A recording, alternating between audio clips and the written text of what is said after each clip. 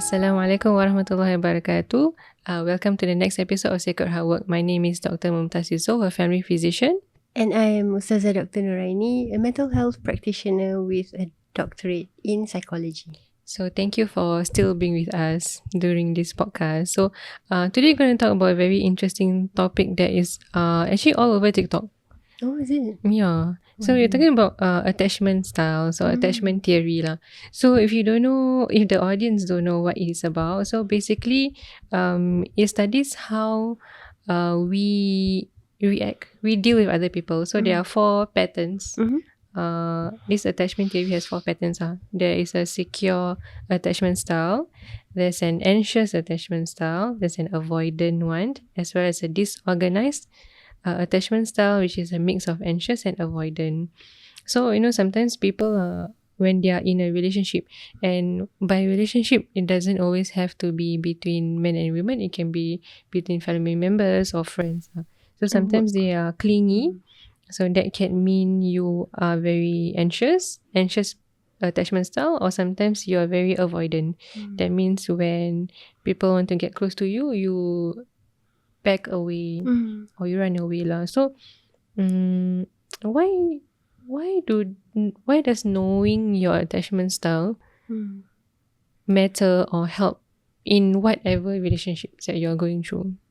Because, okay, Bismillahirrahmanirrahim. So attachment styles would reflect how you think about other people or the relationships that you have. They would be largely drawn from your experiences as a child with your caregivers, parents, grandparents, teachers. And then so your thoughts or your assumptions of how people react would be based on that. And then it also will be reflected in how you feel towards people, or how you respond to people reaching out to you to form relationships. And you would also play these reactions out at work, because work is a lot like a home environment. You have an authoritative figure, and then you have colleagues who are like family members. Yeah, so you would be playing this out at work as well. Okay. So of course the most healthy attachment style would be the secure attachment lah, where you are neither clingy nor avoidant. There's a balance lah. And also some form of independence. That means whatever happens, or whatever your partner does to you or your friend does to you, does not really affect. It does affect. You get affected if they're mean to you, or if they have hurt you, you do get affected. But you also move on a lot faster. Like you don't depend on them for your own self-esteem or your own value, you know. You don't crumble lah, you don't when crumble. your other person leaves lah.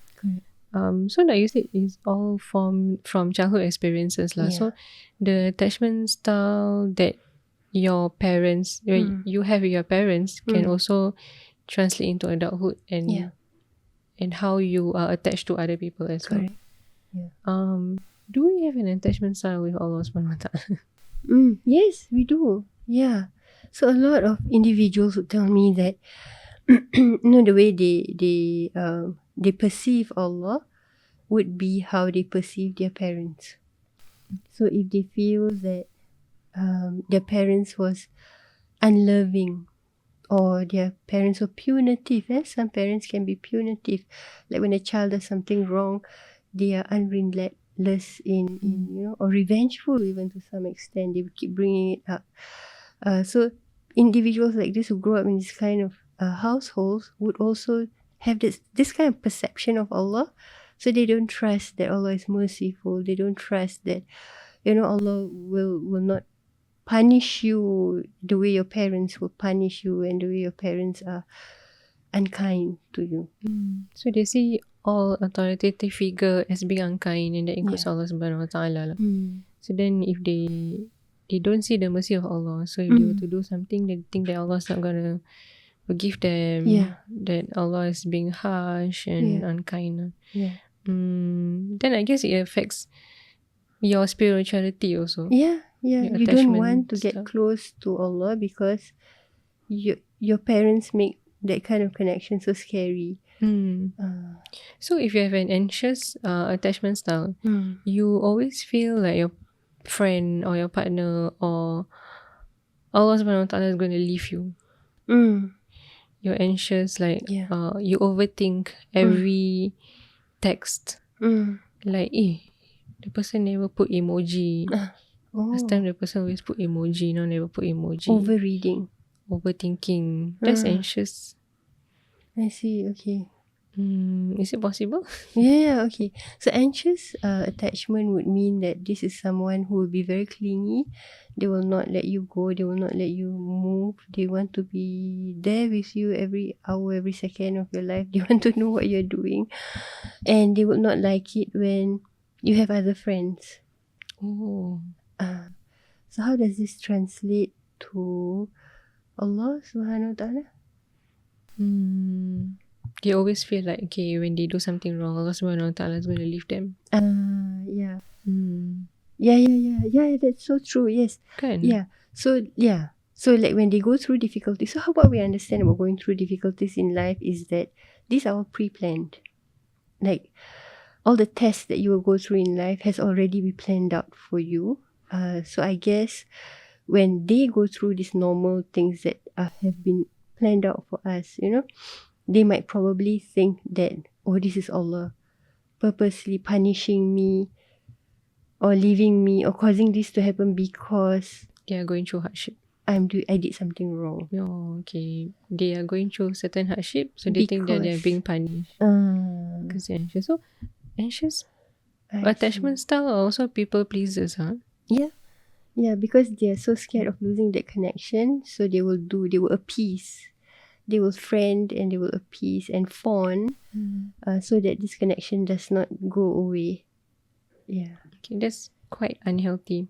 Very stifling. It's stifling for the other person, I guess, for the partner. So then it becomes worse if your friend is the avoidant kind. Oh no. Oh yeah. So, for example, if I have an anxious attachment style, then I'm always clingy to you. Then you are avoidant. I don't want to be people clinging on to me. Cling on to me. Oh, that's so sad. That's so sad, yeah. And I guess it can happen in a marriage and cause the marriage to break down. Yeah.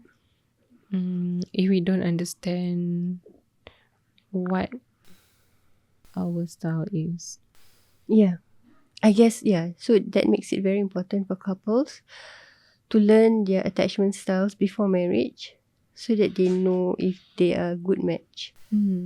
Yeah, because if one is avoidant, they don't want to be controlled. They don't want you to call them every hour, to check where you're going or what they're eating.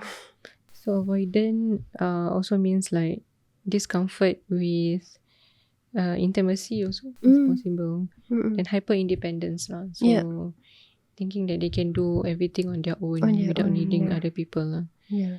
I think in any kind of relationship that's very unhealthy. And I guess it all stems down from, like you said, childhood and how you're brought up. If your parents were neglectful, then you have to be independent since young, then you will bring it all the way until adulthood. You think, okay, I don't need anyone, I survived. My parents were neglectful, but I managed to be where I am today, so I'm hyper independent. Did you know that we have a lot of mothers in this day and age who are actually hyper independent to the point that the husband feels that he is not needed in the marriage. Yeah, he doesn't feel that he has a role to play in the marriage because the wife is doing everything. Then he leaves. Then he becomes complacent. Okay. And that's also one of the things that we hear when people have affairs. I mean, that's what we hear. I don't know whether it's true or not. Because they don't feel needed, so they don't feel important in the marriage. Yeah. They don't feel important in the marriage because the wife is avoidant. But of course, this is all like titles, and we are not pigeonholing people into these groups. No. We're just saying that it happens Yeah, these are what we have seen in the community. Correct. That And there is this kind of styles that people don't know about, yeah. and it happens in relationships lah. Mm. And it shows up in friendships, in marriage, and even in spirituality lah. So, for example, if like someone's avoidant, then they just ghost lah. They ghost, or they just run away. Lah. Then in friendships, it can become like overbearing, jealousy if you're anxious. Mm. So, but then it all boils down to your attachment with people. Mm-hmm. There is unhealthy attachment. Right. If you're anxious, it's unhealthy attachment. If you're avoidant, also Yes. technically unhealthy attachment lah. I understand that our attachment should only be to our SWT. Yes. I think one of the reasons we were talking about loneliness in the previous episode, right? I wanted to say that if we put our source of happiness, I'm going to get stoned for this. Oh dear. No lah, I mean I had a marriage module for my course, right? I'm studying now. So we had a marriage module. Then the professor asked, okay, so what are one of the reasons why you get married lah? Then I know people say, okay, companionship and things like that. And one of the things being mentioned is happiness. Then I wanted to say, really? People get married to be happy? Oh no. I mean, okay, I'm not saying that's not true. I'm just saying that if you think that your source of happiness is going to be for marriage, then you're going to be sorely disappointed. Yeah. Because I think your source of happiness should only be for Allah Subhanahu Wa Taala. Marriage is good for companionship. For building the ummah.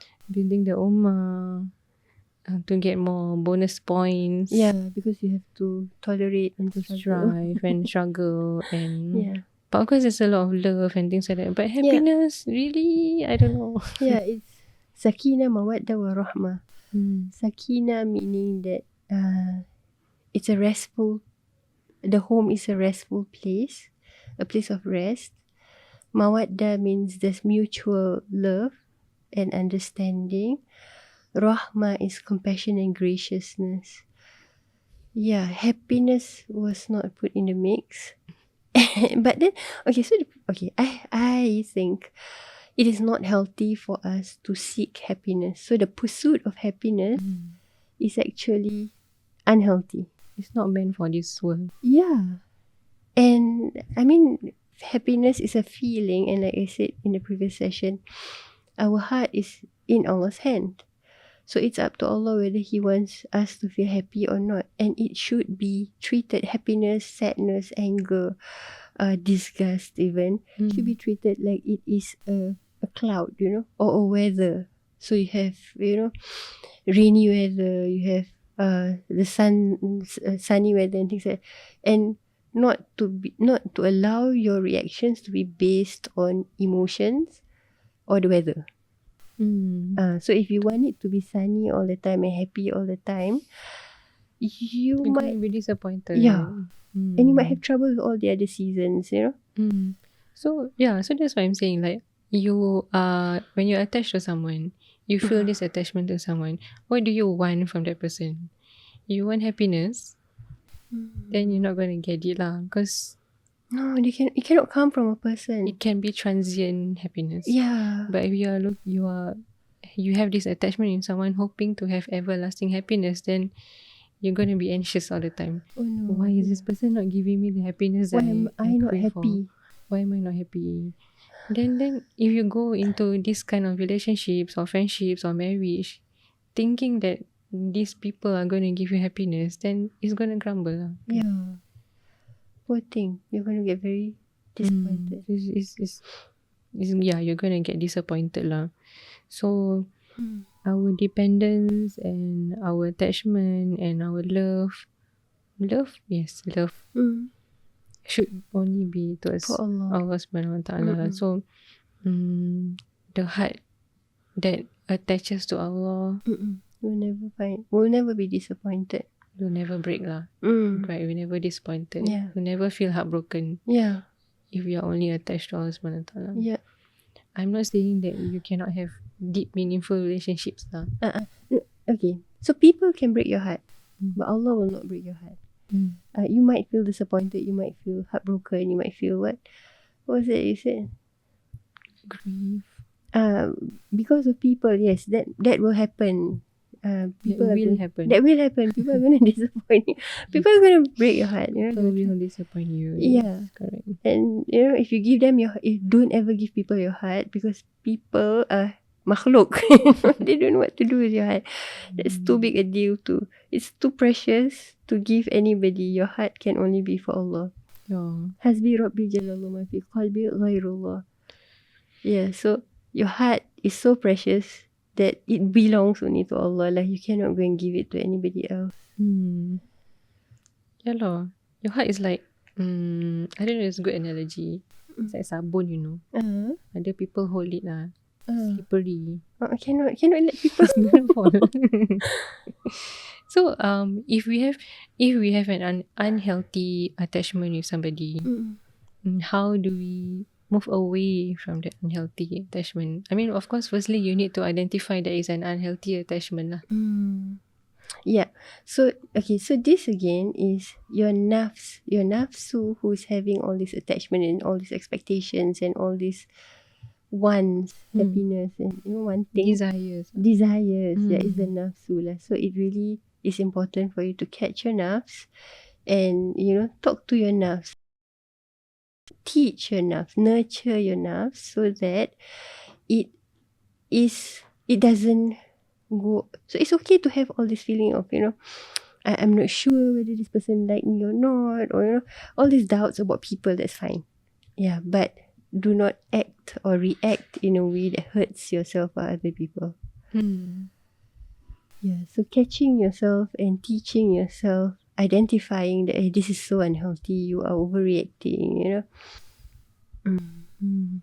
I think also sometimes one way to know whether it's an unhealthy attachment, if the attachment brings you away from Allah Subhanahu wa Ta'ala. That is a red flag lah. That's a telltale sign that maybe you need to step away and then seek connection with Allah Subhanahu wa Ta'ala instead. Yeah. So whenever an attachment is already making you lose your rituals, your connection with Allah. Lose yourself. Yes, You lose yourself or you lose Allah Subhanahu wa Ta'ala. Yeah, because people do that, when they really want somebody to give their heart and their soul to other people, and cannot lah. Yeah, you are a makhluk and you cannot give and attach yourself or attach your heart to somebody else lah. Yeah, you can have what we call silah, like we have silatul rahim. You can have a connection. Yeah, you can have a connection with people, but you do not. Your heart is yours. It belongs to Allah. Your heart only belongs to Allah. But you can have connections with people, and you can cut connections with people because your heart is safe with Allah. You get what I mean? Yeah, I get what you mean. Can our heart our heart should only have space for Allah. Yeah, we do not put people inside our heart. And the Prophet Salam, yes. So our heart is only for Allah and Rasul. To the light of Rasulullah Sallam can fill our heart. The love can only be for Allah. So then the love that we feel for people is not in our heart. That's outside of our heart. We give them a connection. I give you a rope. We can tie ourselves together on a trip together. So we are connected because of this contract lah. But when the time comes and you have your path and I have my path, we will still go separate ways. But we will never lose Allah. We cannot take people and put them inside our heart because makhluk will react. They are reactive.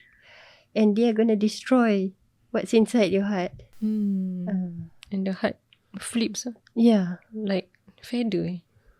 Feather? In the wind. Oh. Something like that lah. Some people say, I love you with all my heart. That's a lie. That's not That's true. nafsu lah. Nafsu, that's I love you desire. with all of my nafsu. So I think one of the ways that we can heal our unhealthy attachment, basically, find an attachment with yourself, and you find an attachment with Allah Subhanahu Wa Taala, Yeah. as well as the Prophet Sallallahu Alaihi Wasallam lah. So I think it's possible to move into a secure attachment style. If you know that you're anxious or you're avoidant, it's always possible to be secure. You don't always have to be anxious or avoidant. Yeah. I guess maybe through working your inner child, going Yeah. for therapy, right? Yeah. So you have to parent your own nafs. Parent your nafs. Reparenting. Yes, reparenting the inner child, right? It needs to be reparented if you notice that the attachments are getting unhealthy. Like boundaries are being crossed and your soul is just allowing it to happen. So that's when we need to bring our soul back and say, hey, you belong to Allah, and what the person is doing is hurting you and hurting me. So yeah, we need to reparent, teach our nafs, the boundaries and how to come back to being a servant of Allah and not a servant to other people. Yeah. And also Islam always teaches us to be kind, adab, be gracious and things like that. But I think those people confuse people pleasing, niceness and kindness. Like, I think there's a fine line. If you are, it's okay to be kind, it's okay to be nice and kind to somebody else, but then people pleasing is when you lose yourself along the way. Yeah, so we come back to the principles of the Sharia, right? Where whatever hukum that the ulamas do, it comes back to these 4 basic hukum lah. There are more lah, but these 4 basic ones, which is everything needs to be fair. It needs to be fair. It needs to be gracious. It needs to be wise, and it needs to benefit.